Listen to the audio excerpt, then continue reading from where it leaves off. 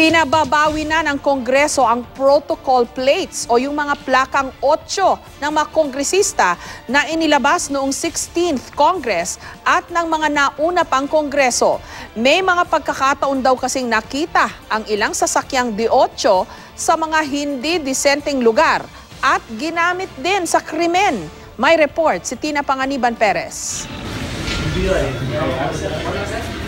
Sa raid na isinagawa ng NBI noong August 11 sa isang high-class prostitution ring, may nabawing sasakyang 8 ang plaka. Sa isang raid kontra droga naman sa Las Piñas, may nakuha ring mas luma pa ang 8 plaka. Ang 8 plaka ay pinagagamit sa mga kongresista lamang.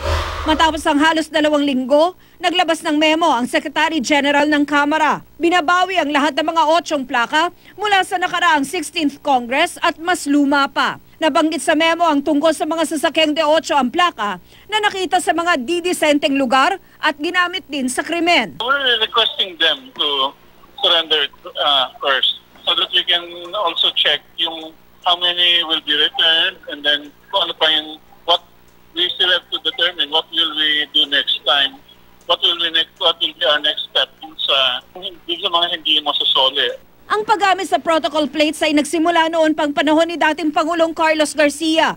So that they can be easily identified when they have official functions going around the country or in the palace in Malacanang.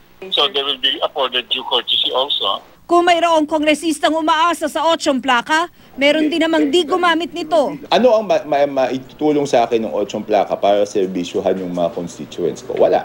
So kung wala siyang maitutulong, bakit ko siya kailangan? Isa sa mga unang panukalang batas na inihain ni Congressman Toby Chanco ay ang panukala para ipagbawal na ang paggamit ng mga 8 plaka. Daraan pa ang panukala sa mga pagdinig pero ngayon pa lang, sinuportahan na ito ng Speaker ng Kamara.